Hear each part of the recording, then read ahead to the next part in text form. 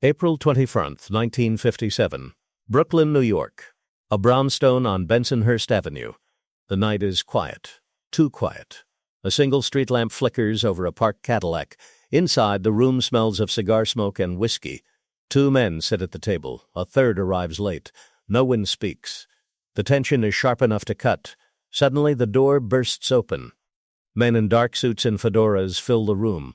Guns drawn. Faces unreadable. Shots ring out. The third man collapses. Blood stains the carpet. He is Joseph Bonanno's right-hand lieutenant. The newspapers will call it a feud. The public will call it a Mafia war. But the real reason is far more strategic. This is not a dispute over territory. Not a vendetta. Not a spontaneous outburst. It is about control of an empire. About who lives because of usefulness and who dies because of visibility. About Joseph Bonanno himself and the calculated orchestration of survival inside the most secretive family in New York. Bonanno did not merely fight enemies. He chose them, and he eliminated the ones who threatened the balance of his power. The dead man's name was whispered across Brooklyn. But the lesson? That belonged to the living. Joseph Bonanno was born in 1905 in Castellammare del Golfo, Sicily, a town steeped in centuries of secrecy, family loyalty, and violence. Life there was rigid, hierarchical, and survival often depended on alliances formed in whispered conversations behind closed doors. From a young age, Bonanno absorbed these lessons, learning that power could be cultivated quietly, patiently, and ruthlessly. He immigrated to New York City in the early 1920s, a young man with ambition and the instincts of a strategist rather than a brawler. Unlike many street-level gangsters, Bonanno understood that influence came not from brute force alone, but from networks, family ties, Sicilian connections, and the subtle negotiation of favors and debts. Among his closest early associates were men who would later define the Bonanno family. They were not flashy gunmen. They were organizers, enforcers, and diplomats in equal measure. Each had a place in the hierarchy. Each had a role, visible or invisible, to protect the structure Bonanno envisioned. Contrast that with his rivals and contemporaries, those who relied solely on aggression, visibility, or reputation built on fear. Bonanno learned quickly that those who made themselves too prominent were expendable. Those who could maneuver in shadows, anticipate political pressures, and broker alliances became untouchable. By the mid-1920s, Bonanno had not yet become the godfather known in newspapers and Senate hearings. He was a meticulous planner, absorbing lessons from Sicilian tradition and the chaotic streets of Brooklyn. He recognized that violence alone did not secure survival. It was strategy, timing, and calculated visibility that preserved it. Petered into the American criminal ecosystem, he observed, some men survive by force, others survive by discretion. Bonanno intended to be the latter, and this distinction would define the lives and deaths of everyone around him. By the late 1920s, Joseph Bonanno had begun consolidating power in Brooklyn. He understood the distinction between men who made noise and men who made systems work. Where others relied on bullets to assert influence, Bonanno relied on networks, loyalty, and strategic placement. The Bonanno family was not yet the dominant force it would become, but it operated with precision. Each member had a defined role: enforcers to execute orders, intermediaries to negotiate with rival factions, and advisors to manage finances and alliances. Bonanno's genius lay in understanding that power could be wielded without exposing oneself to unnecessary risk. He cultivated relationships with the Commission, the governing council of New York crime families, ensuring that his influence extended beyond Brooklyn. This provided both protection and leverage. While street-level gangsters engaged in retaliatory violence, Bonanno's reach allowed him to neutralize threats diplomatically before bullets were fired. During this period, Bonanno also recognized the cost of visibility. Men who drew attention through violent acts or public confrontations became liabilities. Associates like his lieutenant, who would later die in the Bensonhurst hit, exposed themselves too openly, undermining the family's operational security. Bonanno did not eliminate them out of malice. He removed strategic vulnerabilities. Prohibition-era politics heightened the stakes. Law enforcement scrutiny increased. Newspapers chronicled every shooting. Bonanno's ability to navigate both the underworld and the public eye became a critical advantage. While others were celebrated or vilified for acts of violence, Bonanno remained calculated, invisible, and indispensable. By 1950, Joseph Bonanno had transformed from a cautious young immigrant into a master of organized crime. His rise demonstrated a simple, brutal truth. Inside the Mafia, survival was not granted to the strongest, but to the smartest. The turning point in Joseph Bonanno's ascent came not with a single confrontation, but with the culmination of decades of observation, calculation, and political pressure. By the mid-1950s, the New York underworld had grown crowded. Rival families jostled for territory, influence, and access to the same illicit markets. Bonanno faced internal and external threats simultaneously. His own lieutenants, once trusted, began drawing attention, either through reckless behavior or overexposure. At the same time, other families within the commission eyed his rising power with suspicion. Loyalty alone could no longer secure safety. Visibility now carried deadly consequences. Brooklyn's neighborhoods had changed. Prohibition-era chaos had ended, but federal oversight persisted. The Kefauver Committee hearings loomed, exposing crime families to national scrutiny. Law enforcement and politicians were no longer content to tolerate street-level violence. They demanded resolutions. For Bonanno, the lesson was clear. The consolidation of power required decisiveness. Those who drew attention to the family's operations, no matter how loyal, had to be neutralized. The deaths were not acts of revenge. They were acts of preservation. The assassination of his lieutenant in Bensonhurst was not the first nor the last, but it symbolized the shift. Violence became surgical. Executions were no longer about retribution.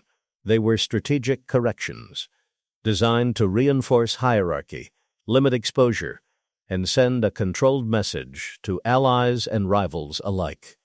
In this environment, Joseph Bonanno's decisions transformed him from a prominent family head into a master tactician. He understood that in organized crime, timing, discretion, and the ability to manipulate perception were more lethal than any weapon. The turning point was complete. Survival was no longer about fighting. It was about orchestrating. By 1957, the world Joseph Bonanno operated in had expanded beyond Brooklyn streets and smoky backrooms. Organized crime was intertwined with politics, law enforcement, and public perception. Every assassination, every territorial shift resonated far beyond the neighborhood it occurred in. The Kefauver Committee hearings had shone a harsh spotlight on the Mafia. Senators demanded answers. Newspapers demanded spectacle. Police departments sought visibility, while mayors and governors balanced enforcement with the practicalities of corruption. For Bonanno, political escalation was both a threat and a tool. The family could not act as it had during Prohibition. Indiscriminate violence invited federal intervention. Every killing, every public feud, now had repercussions in courtrooms and legislative chambers. This environment elevated the importance of discretion. Associates like his lieutenant in Bensonhurst, who acted visibly and unpredictably, threatened more than the family. They threatened Bonanno himself. Conversely, men like Bonanno, Louis, and Anthony moved carefully, maintaining influence while avoiding exposure. They negotiated quietly with politicians, ward leaders, and law enforcement insiders, ensuring the family's interests remained protected. The political climate demanded that violence be symbolic, calculated, and contained. Bonanno understood that each hit could serve multiple purposes: eliminating a liability, sending a message to rivals, and reassuring authorities that control had been reestablished. By mastering this interplay between crime and politics, Bonanno ensured his survival and his dominance. The Bensonhurst assassination was not random. It was the perfect convergence of criminal necessity and political calculation.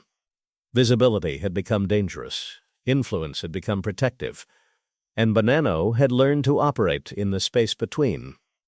Elimination in Bonanno's world rarely came as surprise. It was engineered.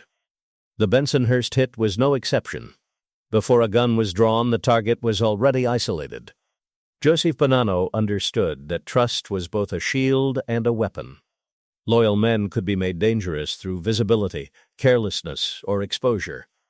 The lieutenant who would die was competent, yes, but he was too public, too traceable, too noisy. That made him a liability. Bonanno orchestrated the environment subtly. Meetings were rearranged. Routes to safehouses shifted. Communications were filtered through trusted intermediaries. Nothing appeared overtly threatening. Every adjustment seemed coincidental, but each one tightened the net. Meanwhile, Bonanno's most trusted associates, men like Anthony and Louis, were insulated. They were shielded by distance, discretion, and strategic invisibility. They communicated indirectly, traveled separately, and avoided the spaces where violence would be executed. Their safety was ensured not by loyalty alone, but by utility and careful orchestration. Isolation was psychological as well as physical. The target remained unaware of the full scope. He walked into the garage believing he was participating in routine business. Every routine detail, locks, the presence of friendly men, even the street lamp outside, reinforced a false sense of security. In organized crime, betrayal often does not announce itself. It appears as silence, absence, or coincidence. By the time the lieutenant recognized he was alone, the structure around him had already shifted. Doors closed, guns were loaded, and the calculus of survival had already been decided. Bonanno's precision ensured that those who needed to live would survive, and those who threatened the family's stability would not. April 21st, 1957. The garage on Bensonhurst Avenue was calm. Too calm. The lieutenant arrived last, expecting a meeting of equals. He was greeted by two men in suits, casual but firm. Their demeanor implied authority. The room smelled of cigars and polished leather, ordinary for the neighborhood, but deceptive. Positions were assigned silently, hands on the table, heads down. Compliance, Bonanno knew, would prolong life for a moment, but not beyond that. The first shots shattered the illusion. Bullets ripped through walls and furniture methodically, without hesitation. The lieutenant fell where he stood. Blood spattered the floor. The execution was swift, precise, and public in its intent, but private in its planning. Neighbors would hear the shots. Authorities would see the aftermath. The press would call it a mob feud. But only Bonanno understood the calculus behind it. Louis and Anthony were not present. They were insulated by careful planning. Their survival was not chance. It was architecture. Distance, timing, and discretion ensured they would not be implicated or endangered. The killing sent a triple message. To the family, loyalty was necessary, but visibility could be fatal. To rivals, Bonanno's reach was absolute. To authorities, the war was contained, selective, and resolved. When it was over, the perpetrators left as quietly as they had arrived. No pursuit, no chaos beyond the garage. The act itself was over in minutes, but the impact would resonate for years. The Bensonhurst execution was not a crime of passion. It was a demonstration of power, precision, and strategy, a lesson in survival that would define the Bonanno family for decades. The city awoke to shock. Newspapers splashed the story across the front pages. A trusted lieutenant gunned down in his own neighborhood. Editorials called for law enforcement action. Politicians promised reform. But the reality was far quieter. The Bonanno family moved swiftly to consolidate control. Territory was reassigned, revenue streams secured, and internal ranks reinforced. The message was clear. The family remained strong, disciplined, and untouchable. Loyalty was rewarded, but exposure was fatal.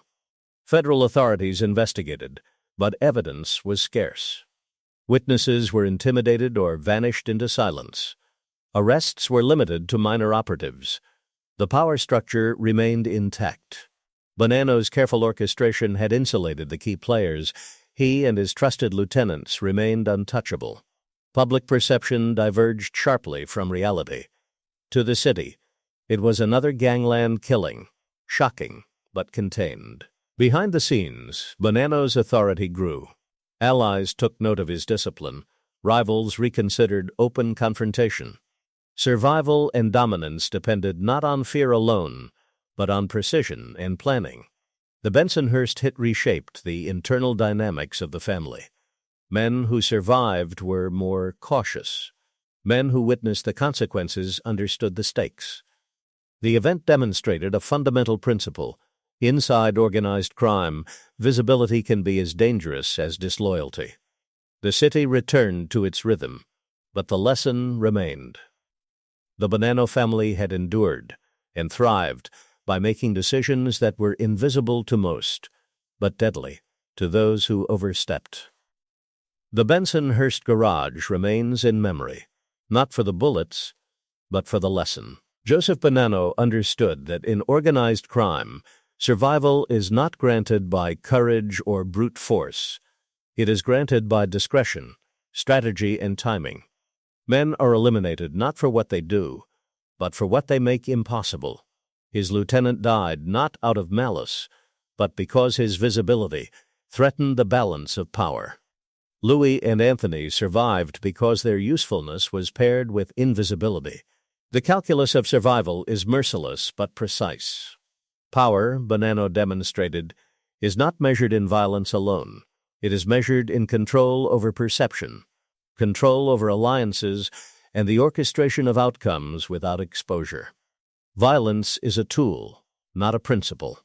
The shots in Bensonhurst were not chaos. They were evolution. The family did not weaken. They refined. The system endured. The garage absorbs the silence of history. The city moves on. But the lesson remains. In the world Bonanno ruled, discretion is the greatest weapon, and survival is the ultimate art.